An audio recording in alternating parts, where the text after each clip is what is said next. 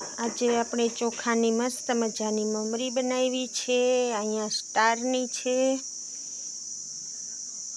આ બધા સ્ટારથી બનાવી છે, જીરાવાળી। આ બધા સ્ટાર ને પટ્ટા થોડાક ફાટી ગયા છે।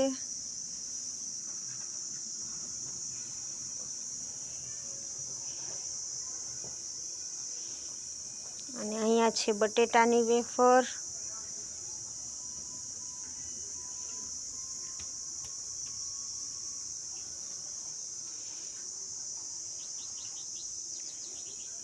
મસ્ત મજાની બટેટાની પણ વેફર બનાવી છે।